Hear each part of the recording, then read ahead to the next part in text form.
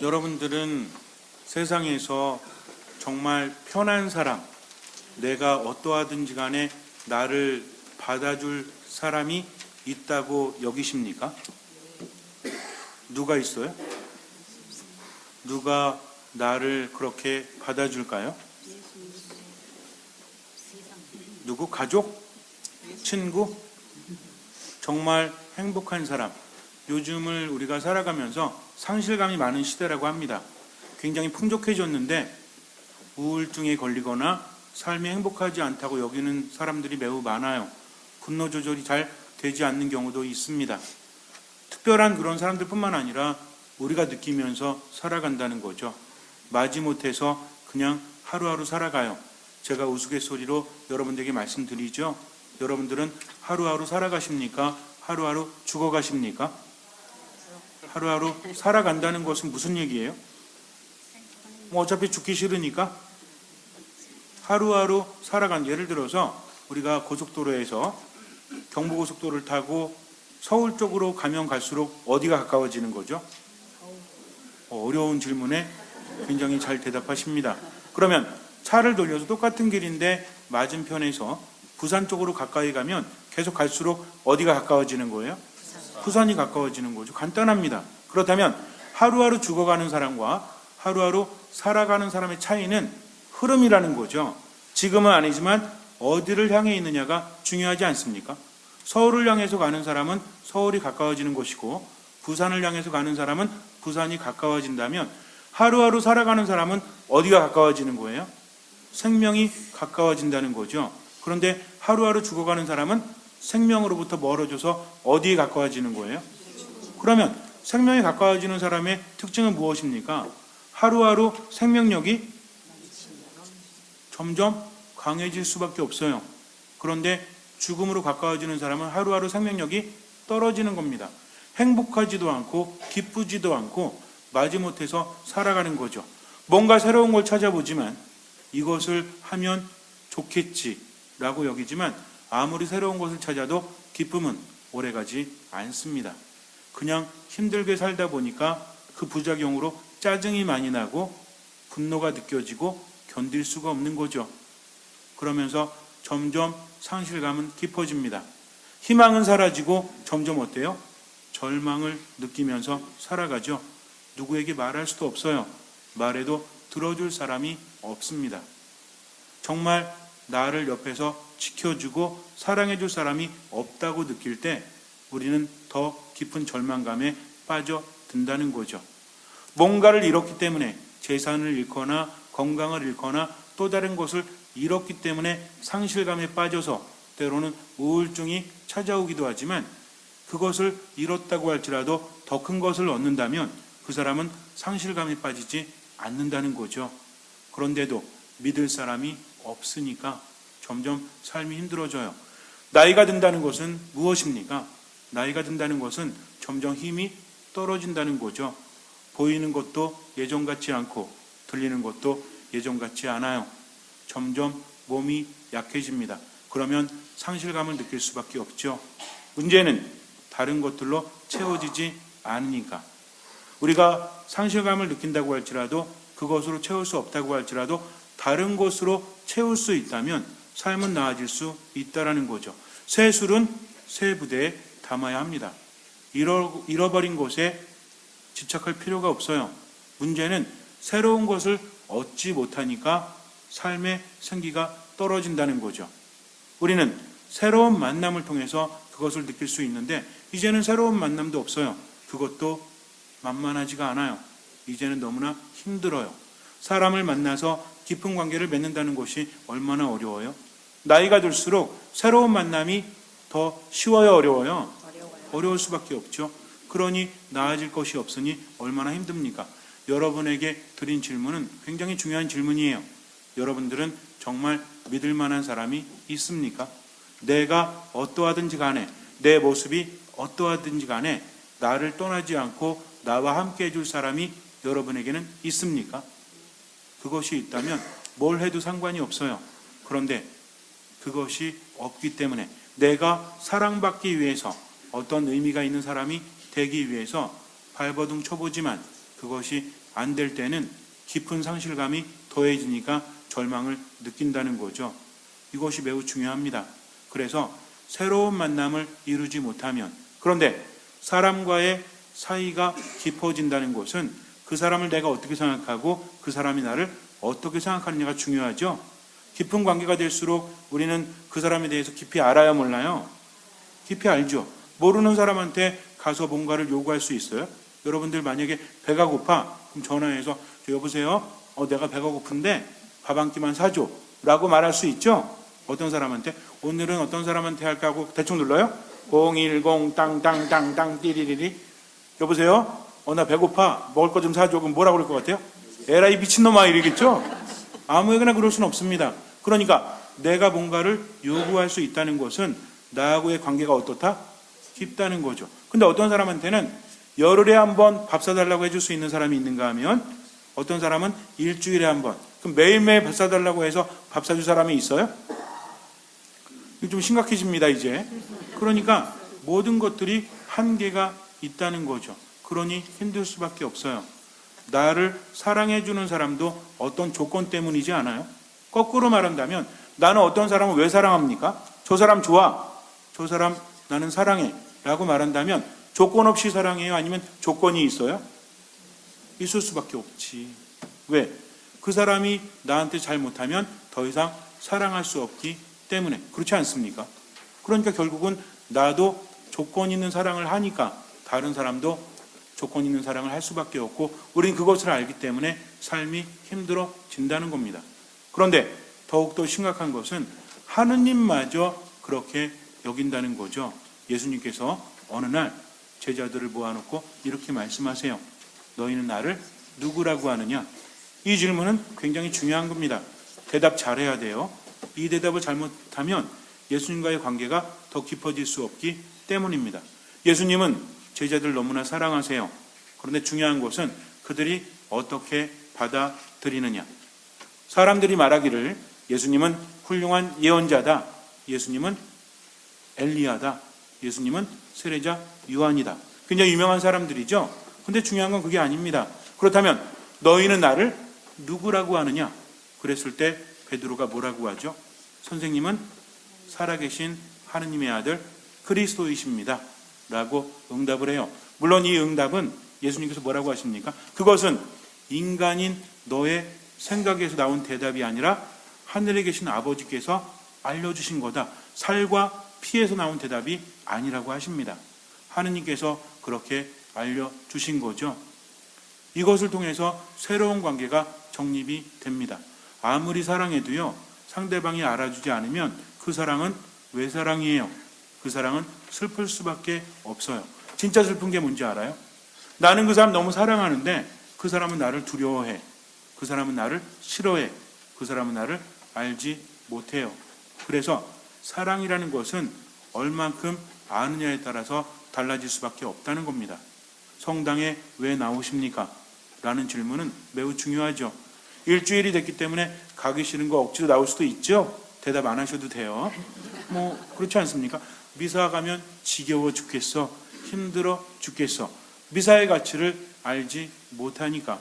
사람들은요, 저마다 자기 생각대로 하느님을 정의합니다. 그렇게 하느님을 만난다는 거죠. 이게 바뀐다는 게 얼마나 어려운지 아세요? 부부 간의 문제, 사람들 간의 문제, 이건 내가 그 사람을 어떻게 보느냐에 따라서 달라지기 때문입니다.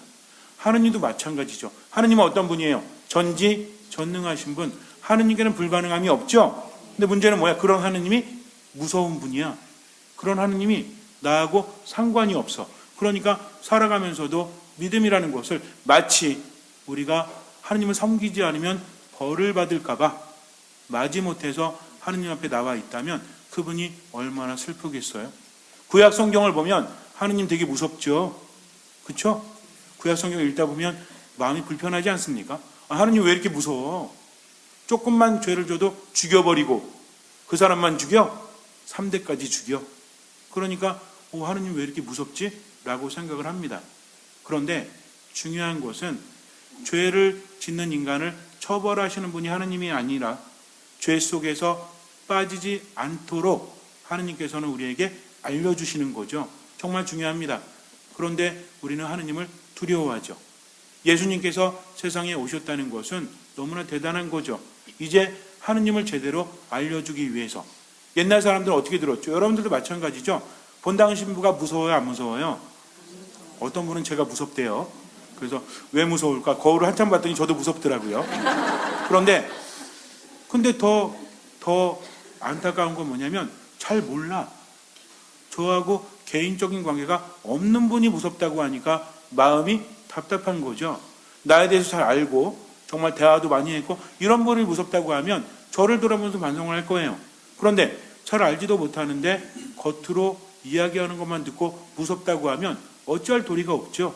그렇지 않습니까? 구약의 사람들은 예언자들을 통해서 하느님의 말씀을 듣습니다. 그러니까 예언의 내용이 보통 뭐야? 뭐뭐 하지 마라, 뭐뭐 해라 이런 거죠. 예언자들이 언제 나타나요? 1번 심심할 때, 2번 백성들이 죄악에 빠져들 때. 여러분들 한번 생각해 보세요. 애가 한 3살짜리 먹은 애가 아장아장 3살이 아장아장 걷나? 애를 안 낳았으니 할 수가 있나요? 3살 정도 되면 어떻게 걷죠? 뛰어댕겨요? 좀 늦은 애. 근데 아니 애들이요, 제가 조카들을 이렇게 옆에서 봤는데 앉잖아요 이렇게. 근데 어느 순간부터 무서워하더라고요. 그러니까 처음에는 저를 무서워한다는 게 아니라 이렇게 안으면 높이 감각이 없잖아요. 애들은 그러니까 이렇게 하고 이렇게 까르르 그러잖아요. 이렇게 들었다가 놨다가 들었다가 놨다가 막 웃죠. 근데 어느 순간부터 무서워하죠. 지각이 생기는 거죠. 그전엔 무서워하지 않습니다. 그러니까 제가 말씀드린 그 나이는 뭐냐면 아직 높은 데가 무서운 줄 모르는 그런 애들이 있죠. 이런 애가 벼랑 끝에서 이렇게 가요. 그럼 벼랑이랑 가까워집니다. 엄마가 봤어요. 그럼 뭐라? 얘야 가지마. 왜? 애 정서에 안 좋으니까 큰 소리 치면 안 되잖아. 그러니까 가면 안 돼. 가면 떨어져 죽어. 얘야 가지마 이래요? 그럼 뭐라 그래요? 가지마. 깜짝 놀래가지고 외치겠죠? 옆에서 보고 그래. 엄마가 되게 무섭네. 이렇게 말한다면 그 사람은 오해하는 겁니까? 제대로 아는 겁니까? 오해하는 거죠. 엄마는 떨어지지 않기 위해서 소리를 지를 수밖에 없어요. 뭐 떨어져 죽든 말든 뭐 네가 판단하는 거니까 엄마는 최선을 다할 테니까 가지마. 정보 알려줬다. 알아서 죽든지 말든지 맘대로 해요. 이거 엄마예요? 이거 엄마 아니죠. 그러니까 정말 중요한 건 뭐냐면 그렇게 엄마가 외칠 수밖에 없는 것은 상황이 긴박하다는 겁니다. 예언자들이 나타날 때는요, 백성들이 죄 속에 빠져 있을 때, 그래서 불의를 저지를 때 하느님께서는 말씀하십니다. 사실은 우리는 그렇게 생각해요. 하느님이 무서운 말씀을 하셨다만 생각하지 인간들이 어떤 죄를 졌는지 몰라요. 사람들을 죽이고 약탈하고 힘들게 하고 다른 이방신을 섬기면서 하느님을 배반했을 때 하느님은요, 그들이 돌아오기를 바라기 때문에 예언자들을 통해서 경고하시는 겁니다. 그러니까 뭐예요? 너희들이 만약에 이렇게 하지 않으면 죽을 거다. 너희들이 이렇게 하지 않으면 뭐 할 거다. 이거 뭐야? 아침에 엄마가 딸을 보내면서 너 이놈의 지지배야. 오늘 또 새벽에 들어오면 다리 몽댕이를 확 부러뜨려 버려. 그럼 옆에서 볼 때 저 엄마는 되게 무서운가 봐. 몽고족인가? 이렇게 생각하지 않잖아요. 그럼 딸은 뭐라 그래? 알았어 그러죠? 그거 뭐라 그래? 과감한 여인이네.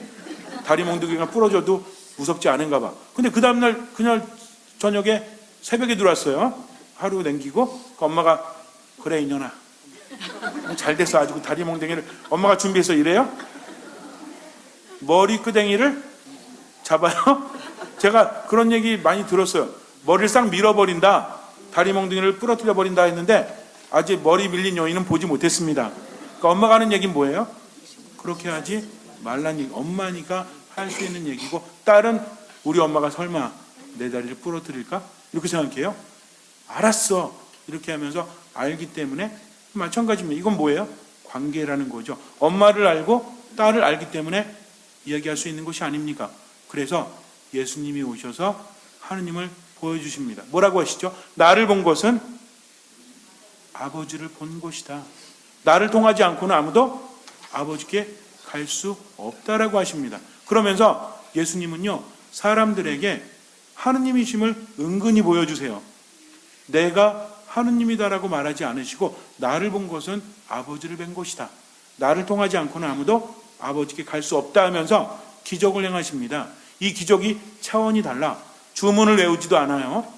엄청난 예식을 하지도 않아요. 사탄을 한 말씀으로 쫓아내십니다.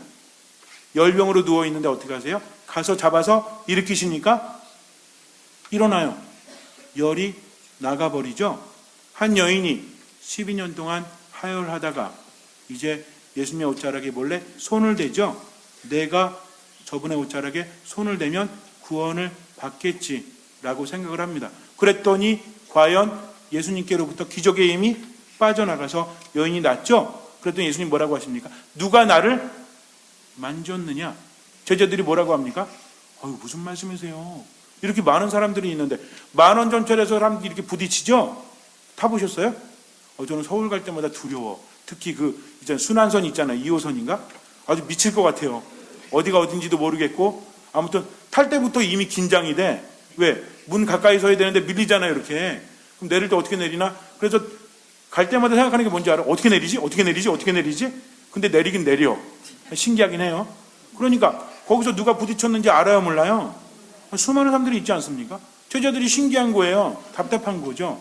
많은 사람들이 이리저리 예수님 한번 만져보려고, 우리 그렇잖아. 연예인 지나가면 만져보려고 하죠? 아니요. 여러분들 안 그러시겠지만. 그러니까 예수님이 워낙 유명해. 예수님이 그때 당시에는요, 진짜 아이돌 스타보다 더 대단한 분이에요. 그러니까 사람들이 한번 어떻게 한번 말해보려고, 한번 만져보려고 몰려드는데 한둘입니까? 그러니까 제자들이 무슨 말씀이세요? 이렇게 많은 사람들이 있는데, 근데 예수님 뭐라고 하십니까?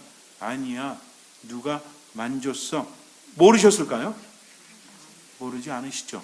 이제 여인은 새롭게 응답해야 합니다. 딴 사람은 몰라도 여인은 알아. 왜? 너도 나도 만졌지만 여인은 믿음을 가지고 만졌기 때문에 자기 몸이 나았잖아요. 그러니까 알죠? 주님 앞에 엎드려서 뭐라고? 제가 만졌습니다 라고 말하지 않습니까? 그러니까 수많은 사람들이 만져도 믿음을 가지고 만진 사람과는 관계가 달라진다는 거죠. 이 여인은 예수님을 만지면 낫겠지, 구원을 받겠지라고 예수님을 알아보았던 겁니다. 우리도 마찬가지예요. 신앙을 가지고 있다라고 말하지만 예수님을 어떻게 생각하고 그분 앞에 어떻게 있느냐. 그러면 성경에서 예수님을 체험하고 기적을 체험한 사람들의 공통점이 있어요. 1번 잘생기고 이뻐. 객관식이에요. 2번 능력이 뛰어나고 돈이 많아. 3번 겸손해. 어렵게 냈는데 맞히시네요. 겸손합니다. 여러분들 웃을 일이 아니에요. 그럼 겸손은 뭐죠? 겸손은 찌질함이에요? 저는요 말도 못하고요. 저는요 능력도 없고요. 공부도 못하고 운동도 못하고 할 수 있는 게 아무것도 없어요. 그럼 우리 뭐라 그래요? 나가 뒤져. 농담이에요. 농담. 아무것도 못한다? 이건 찌질함입니다. 이건 겸손이 아니에요. 겸손이라는 건 뭐냐면 당신 없이는 살아갈 수 없습니다. 저는 최선을 다하지만 당신에게 모든 것을 맡깁니다. 이게 겸손이에요. 내가 뭔가를 잘한다고 할지라도 자신의 처지를 잘 알고 고개를 숙일 수 있는 거죠. 이게 겸손입니다. 그저 못한다고 하는 게 겸손이 아니에요. 그래서 예수님을 만날 때 어떤 일이 벌어진지를 봐야 되는데, 자, 겸손한 사람은 어떤 사람이죠? 우리 오늘 복음에서 그것을 알아볼 수 있습니다. 이렇게 해야만 주님을 만날 수 있다라는 거죠. 그분을 알아보지 못하면 아무 의미가 없어요. 그저 하느님은 무서운 분, 하느님은 나하고 상관이 없는 분, 절대로 그분을 만나지 못합니다. 예수님을 알고 그분에 대한 확신이 있어야만 그분 만날 수 있는데, 나병 환자 한 사람이 예수님 앞에 와서 무릎을 꿇죠. 뭘 꿇어요? 무릎을 꿇어요. 그리고 이야기에서 치유받는 사건이 있는데, 나병 환자가 나와서 그냥 한마디에서 구원을 받았다? 아닙니다. 나병이라는 것은 무엇입니까? 천형이라고 불렸죠. 예전에 나병에 걸리면 모든 게 끝나. 아무리 돈이 많고 능력이 있고 잘생기고 이뻐도요, 나병에 걸리면 그때부터는 인생이 끝나는 겁니다. 아무것도 할 수 없어요. 몸만 아픈 것이 아니라 분리되어진다는 거죠. 사랑하는 사람 볼 수도 없고요. 더 이상 만질 수도 없고 함께 할 수도 없어요. 혼자 살아가야 합니다. 하루하루 죽어가는 거죠. 몸만 죽는 것이 아니라 영혼도 죽어요. 마음도 죽습니다. 가족들은 노력을 하겠죠. 나병 환자들은 마을에 나타날 수 없어요. 사람들이 많은 곳에는 나타날 수 없습니다. 혹시라도 사람들이 많은 곳을 멀찍이서 지나갈 때라도 이 사람은 나는 죄인이요 하면서 수염을 가려야 합니다. 그러면 사람들이 나병 환자 지나가는 걸 하면서 지켜보겠죠? 사람들 가까이 오면 어떻게 해야 돼요? 돌을 집어서 던지는 것이 율법입니다. 왜 그랬을까요?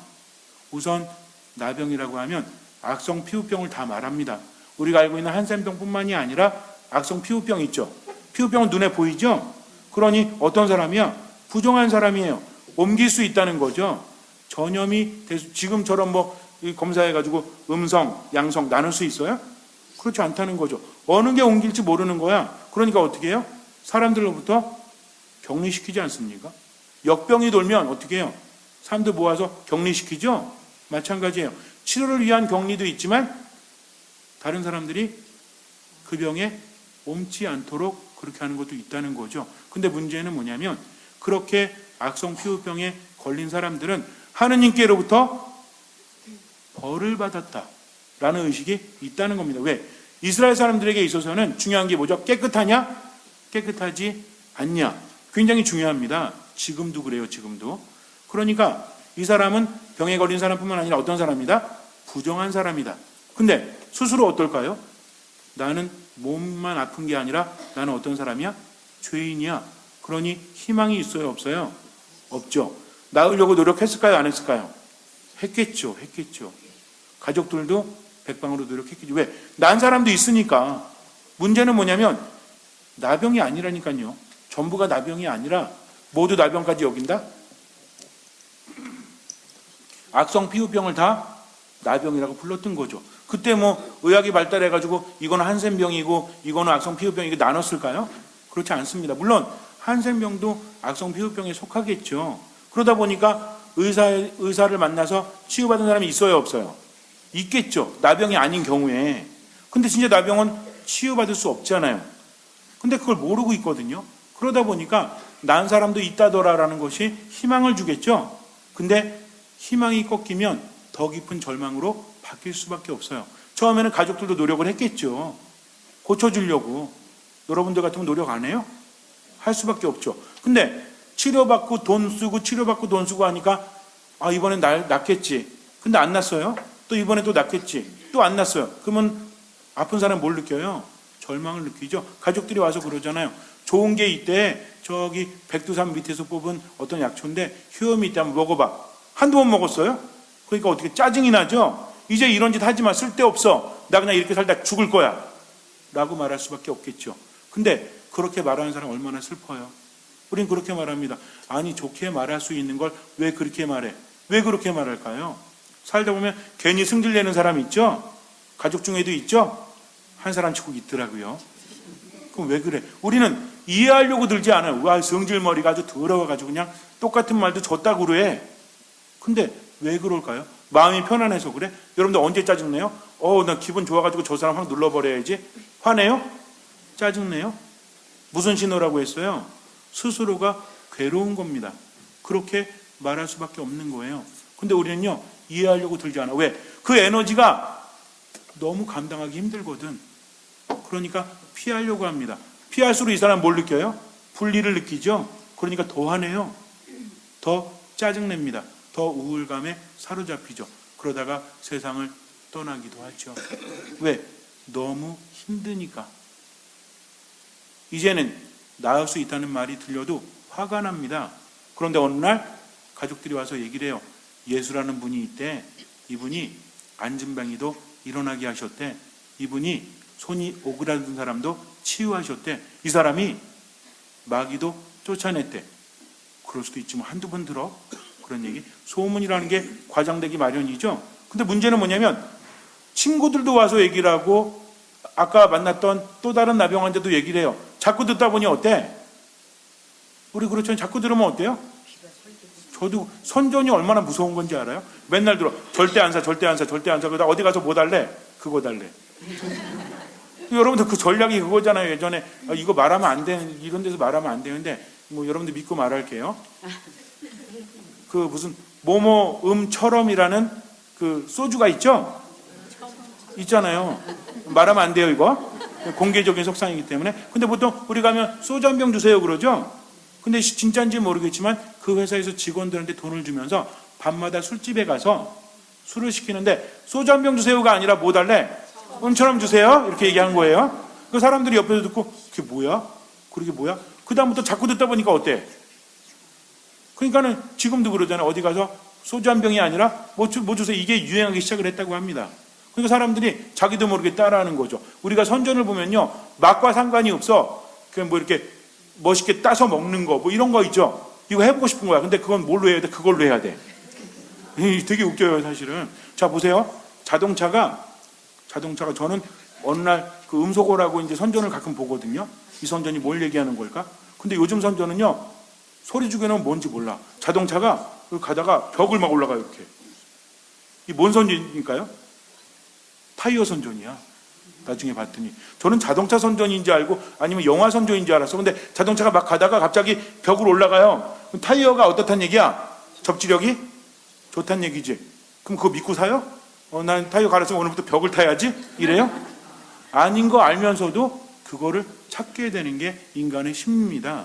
그러다 보니까 예수란 이야기가 들릴수록 처음에는 그런 얘기 한두 번 들어 아유 말도 안 돼. 그랬다가 자꾸 들으니까 어때? 자꾸 들으니까 여러분들 옆에서 짜장면 맛있거든. 한 열흘만 제가 옆에서 그러면 어느 날 여러분들 어디 가요? 짜장면 먹으러 가요. 사람이 그렇습니다. 그러니까 설마 그럴까? 아닐까? 그러면서 뭐가 생겨요? 관심이 생기지. 그러면서 그분의 치유 행적뿐만 아니라 어떤 말씀하시는지 들어요, 안 들어요? 듣다 보니까 뭔가 달라. 그분은 한 말씀으로 마귀를 쫓아내죠. 여태까지 들었던 사건과는 차원이 달라. 그러니까 점점 관심이 갈 수밖에 없어요. 그러면서 말씀에 집중하다 보니까 이젠 바뀝니다. 처음에는 나병이 낫고자 바랬지만 이제는 그리운 거야. 그분을 만나고 싶어요. 그분의 말씀을 듣는 순간 내 영혼이 살아나고 내 안에 희망이 생기기 시작하기 때문입니다. 희망은 뭐하고 뭐가 있어야 된다고 그랬죠? 믿음과 기대가 있어야 한다고 했죠. 나를 고쳐줄지도 몰라. 그러면 고쳐주실까? 그분을 보니까 조건 없이 고쳐주셔. 다만 그분 앞에 믿음을 두면 돼. 그분은 부정한 사람들도 만지셔. 왜? 열병에 걸린 시몬의 장모를 손을 잡아서 일으켜주셨죠? 이거 보통 사람이 하면 안 돼. 큰일 납니다. 이거 왜? 남의 여인의 손을 잡는 것도 문제고 병 걸렸잖아. 병 걸린 여자의 손을 잡는다? 근데 어떻게 됐어요? 여인이 낫죠? 이제는 개념이 바뀌어요. 그분은요, 막 만져. 부정한 것도 만져. 그러니 부정한 나도 만져주시면 낫지 않을까? 라는 희망이 생기니까 말씀을 더 듣게 했죠. 이제는 뭐가 중요합니까? 그분에게 능력이 있죠. 이제 중요한 게 뭐야? 그분이 나를 고쳐주실까? 고쳐주지 않으실까? 관심이 있죠? 그럼 알아야 돼요? 안 알아야 돼요? 우리 그 좋아하는 사람이 있어요. 이제 여러분 하도 오래돼서 다 까먹으셨죠? 좋아하는 사람이 있어. 그럼 그 사람이 뭘 좋아하는지, 뭘 싫어하는지 관심이 있어요? 없어요? 그리고 어떤 여인을 좋아하는데 그 여인이 머리 짧은 거 싫어해. 그럼 그때부터 뭐해? 머리 기르죠? 왜? 내 스타일이 그러니까? 저는 신부되기 잘한 것 같아요. 저 머리 길리면 난리 납니다. 곱슬이기 때문에. 어쨌든 그러니까는 뭐냐면 알고 싶은 거죠. 옛날에 그런 노래 있잖아요. 알고 싶어요. 이선희 노래. 달 밝은 밤에 그대는 어쨌든 이런 게 있어요. 알고 싶은 거야. 왜? 관심이 가니까. 예수님 말씀 들으면서 자꾸 알고 싶은 거죠. 그러다가 어느 날 확신이 듭니다. 죽어도 좋아. 그분 앞에 나설 거야. 이제는 희망이 그분뿐이 없으니까. 그리스도 우리의 희망입니다. 그래서 뭘 걸죠? 1번 1억, 2번 목숨을 걸죠. 왜? 나병 환자가 사람 사이에 나타나면 돌에 맞아 죽기 때문입니다. 근데 이 사람은 나타나서 어떻게 했어? 무릎을 꿇어서. 제정신이 아닌 거예요. 움직여도 돌에 맞을 판에 무릎을 꿇으니 돌로 맞히기가 더 쉬워요, 어려워요? 더 쉽죠. 그러나 이 사람은 누굴 바라봅니까? 예수님을 바라봐요. 그리고 뭐라고 하죠? 저 얼마나 불쌍한지 아세요? 저를 좀 치유해 주세요. 이럽니까? 스승님께서는 하고자만 하시면 저를 깨끗하게 하실 수 있으십니다. 그랬더니 예수님 뭐라고 하세요? 그래? 1억만 내? 그래요? 1억 내면 병 낫고 1,000만 원 내면 안 나요? 1억 내면 사업 잘 되고 1,000만 원 내면 안 돼요? 아닙니다. 내가 하고자 하니 깨끗하게 되어라. 얼마나 아름다워요. 예수님은요, 그 사람을 누구보다 사랑하십니다. 누구보다 잘 아신다는 거죠. 내가 드린 말씀으로 나를 치유하셨어. 얼마나 행복해요? 여러분들, 내가 좋아하는 사람이, 내가 정말 마음에 두고 있는 사람이 내가 자주 쓰는 말을 쓰면 기분 좋아요, 안 좋아요? 그런 경험이 없나? 있잖아요. 왜? 일체감을 느끼기 때문입니다. 나는 짜장면 좋아한다는데 그 사람도 짜장면 좋아해. 얼마나 좋아. 그런 거 있죠, 가끔. 나랑 취향이 비슷해.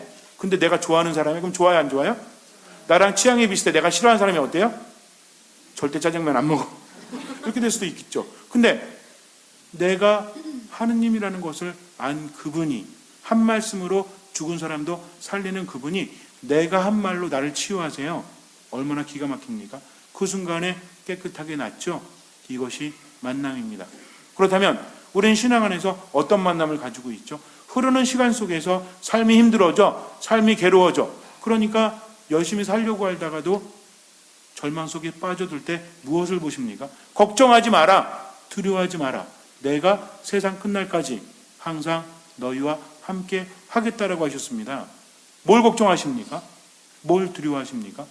물론 가만히 있다고 해서 그분을 느낄 수 있는 것이 아니죠. 나병 환자가 어떻게 했어요? 목숨을 걸었어요. 그리고 어떻게 합니까? 무릎을 꿇습니다. 뭔 얘기야? 왜 무릎 꿇었죠? 돌에 맞기 쉽게? 어차피 죽으려면 빨리 죽여주세요, 이거예요? 예수님 앞에서 나를 낮추는 겁니다. 죽을지라도 이게 겸손이에요. 그리고 예수님에 대해서 고백을 하는 거죠. 하고자만 하시면 저를 깨끗하게 하실 수 있으십니다. 이런 고백합니까? 주님, 제 삶이 무지하게 힘들어요. 저요, 능력도 없고요, 가진 것도 없고요, 몸은 아파 죽겠고, 되는 일 하나도 없고, 부도나고 사기당하고, 이제는 희망이 없어요. 그러나 당신만을 믿고 삽니다. 당신이 하고자만 하시면 저를 살릴 수 있기 때문입니다. 저는 최선을 다합니다. 나머지는 알아서 해주십시오. 이게 믿음이지 않아요? 근데 이런 거 없으면 어떻게? 맨날 짜증내고, 맨날 화내고, 맨날 세상 한탄하면서 하루하루 시간을 낭비하고 있다면 이 사람 믿음이 있는 겁니까, 없는 겁니까? 믿음이 없는. 그리고 뭐라 그래? 내가 몇십 년을 성당에 다녔는데 나아지는 게 없어. 이렇게 말하죠. 성당에 왔지. 근데 뭐 하지 않았어요? 예수님 만나지 않았잖아요. 봉사 아무리 많이 하고 활동 아무리 많이 하면 뭐합니까? 그분 만나지 못하면 아무런 의미가 없는데, 아무리 많이 봉헌하고 아무리 많이 기도하면 뭐합니까? 그분 만나지 못했는데. 그래서 신앙은 무엇이다? 그분을 만나고 내 믿음을 어떻게 고백하는 거다? 겸손하게 고백하는 거다. 어떤 사람이 겸손하죠? 이 사람 왜 겸손했어요 지금? 예수님을 알았기 때문이죠. 예수님 어떻게 알아요? 한밤중에 가부좌 틀고 야루라렐 이러면 예수님 느껴요? 말씀을 들어야죠. 그 사람이, 나병 환자가 예수님에 대해서 알 수 있었던 유일한 길은 뭐예요? 듣는 거죠. 그렇지 않습니까? 지금처럼 뭐 스마트폰이 있어서 검색해봐? 아니죠. 들음을 통해서 믿음이 생겨났다는 겁니다. 여러분들 들으십니까? 예수님의 말씀을 내 삶의 등불이요, 내가 살아갈 유일한 길이라고 생각하고 들으십니까? 어떻게 들어요? 겸손하게 들어야 한다는 거죠. 주의를 기울입니다. 그냥 들리는 게 아니에요. 주의를 기울이는 거예요. 그분을 향해서 말씀하십시오. 제가 따르겠습니다 하면서 듣다 보면 들려요, 안 들려요? 들린다니까요. 어느 날 갑자기 나한테 오늘은 짜장면을 먹어라. 들리면 어떻게 해야 돼요? 절 찾아오셔야 돼요. 이건 정말 찾아오셔야 됩니다. 그런데 예수님 말씀하십니다. 슬퍼하지 마라. 괴로워하지 마라. 컴플렉스 안에서 헤매지 말고 나 믿고 자유롭게 살아. 나 믿고 당당하게 살아. 최선을 다해. 그러면 그때부터 삶은 바뀌기 시작을 해요. 왜? 그분께서 함께 하시기 때문입니다. 기적은 하느님께로부터 나오지만 그 기적을 가능하게 하는 것은 우리들의 믿음이에요. 이미 여러분들은 4년 전부터 외웠죠? 이제는 이 말이 다르게 느껴지죠? 이러시면 안 되지. 우리가 기적은, 어머나 세상에 미치고 팔짝 뛰겠네. 기적은 하느님께로부터 오지만 그 기적을 가능하게 하는 것은 우리들의 믿음이라고 제가 언제부터 얘기했어? 2014년, 15년, 16년, 17년. 아, 네. 얘기했잖아요. 근데 처음에는 자꾸 외우라고 하니까 외웠죠? 이제는 다르게 느껴져요. 만남이 제대로 이루어지면 기적이 나오지만 뭐로 응답합니까? 겸손되의 믿음으로 응답하기 때문입니다. 아시겠습니까? 네. 그러니까 예수님 만나세요. 어디에서? 말씀 안에서, 기도 안에서, 미사 안에서. 어떤 마음으로? 듣는 마음. 절대 까먹지 마세요. 자꾸 들으려고 하면 들려요. 정말 들립니다. 삶을 통해서 말씀하시기 때문입니다. 잠시 눈을 감으세요. 슬퍼하지 마십시오. 걱정하지 마십시오. 두려워하지 마십시오. 우리도요, 어쩌면 나병 환자처럼 내 컴플렉스 때문에, 나의 부족함 때문에 사람들 피하는지도 몰라요. 나서고 싶은데 점점 나를 웅크러들게 하는지도 몰라요. 하지만 걱정하지 마십시오. 어차피 한 세상이죠. 주님께 맡기고 당당하게 사십시오. 주님께 맡기고 자유롭게 사십시오. 주님께서는 그 믿음을 보시고 우리 삶에 놀라운 기적을 일으켜 주실 것입니다.